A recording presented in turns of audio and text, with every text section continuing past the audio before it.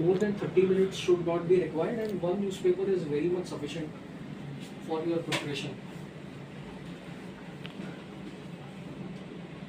जसं Indian एक्सप्रेसमध्ये 3-4 editorials येतात रोजचे, त्यात सुद्धा तुम्हाला लगेच समजेल असं की हे इग्नोर करू शकता किंवा हे वाचू शकता. एडिटोरियलमध्ये सुद्धा तुम्हाला जरी ते 1000 वर्ड्सचं असेल तरी तुम्हाला शेवटी म्हणजे जेव्हा प्रिपरेशन तुमची मॅच्युअर होईल तेव्हा तुम्हाला कळेल की 3-4 लाईन्सच आहेत त्या पूर्ण एडिटोरियलमध्ये जे तुम्हाला तुमच्या आन्सर रायटिंग किंवा तुमच्या इंटरव्ह्यूसाठी रेलेव्हंट आहे, जे तुम्ही तुमच्या नोट्समध्ये सुद्धा मी हेच म्हणेन की प्रिव्हियस इयर्स क्वेश्चन पेपर्स तुमचं चांगला गाईड असू शकतात. खूप कमी जणांचं असं असतं, बट काही जणांचं असं असतं की त्यांनी ज्या फील्डमध्ये ग्रॅज्युएशन केलं, पोस्ट ग्रॅज्युएशन केलं, तोच ऑप्शनल टूल निवडतात. जसं माझ्या बाबतीत असं झालेलं, मी मॅनेजमेंट ऑप्शनल निवडलेलं. म्हणजे मी जस्ट MBA कंप्लीट केलं होतं आणि मी UPSCचे जेव्हा प्रिव्हियस इयर्सचे क्वेश्चन पेपर्स बघितले तेव्हा मला असं वाटलं की हो, मी करू शकतो, हे मॅनेजेबल वाटतं आहे. किंवा प्रिव्हियस इयर्स क्वेश्चन पेपर्स बघून मला वाटलं की हो, हे इंटरेस्टिंग आहे, करण्यासारखे आहे, यात मला अजून वाचायची इच्छा आहे. मी जर प्रिपेअर केलं तर मला चांगलं परफॉर्म करता येईल. त्यातसुद्धा इम्पॉर्टन्स आहे प्रिव्हियस इयर्स क्वेश्चन पेपर्स.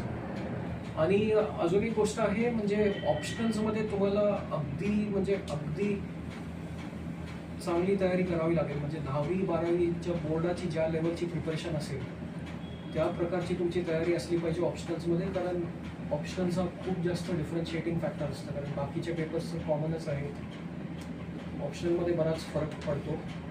त्याचं तुम्हाला थरो प्रिपरेशन करण्याशिवाय पर्याय नाही आहे. हा झाला ऑप्शनल्सचा विषय. आणि 2025चे लास्ट इयरचे मी जस्ट वरून बघितले तर GS 1 तर खूपच सोपा होता. GS मध्ये असं असतं की काही एरियाज तुम्हाला चूज करावे लागतील परफेक्शनसाठी, ज्यात तुम्हाला पर्याय नाही आहे.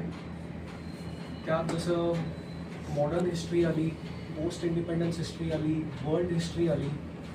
ह्या सगळ्यात पर्याय नाही मी म्हणतोय, कारण की लिमिटेड टॉपिक्स आहेत.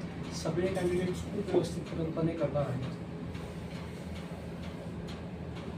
सिमिलरली पॉलिटीमध्ये इंडियन कॉन्स्टिट्यूशन आलं, इंटरनॅशनल रिलेशन्स तुम्ही मॅक्सिमम जमेल तेवढं कव्हर केलं पाहिजे. इंटरनल सिक्युरिटीमध्ये पण लिमिटेड टॉपिक्स आहेत, ते तुम्हाला कव्हर करायलाच पाहिजे.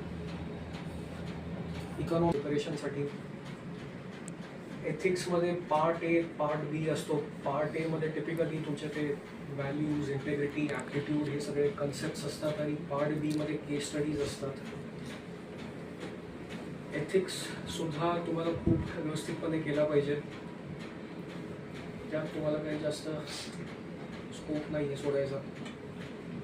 आता काही GS मध्ये समजा 20 प्रश्न असतात, तर मी तुम्हाला सांगतोय की इवन जे खूप वेल प्रिपेअर्ड एक्सपिरियन्स्ड कॅन्डिडेट्स असतील त्यांना सुद्धा 20 पैकी 10 प्रश्न असतात जास्तीत जास्त, जे ते परफेक्ट आन्सर्स लिहू शकतात.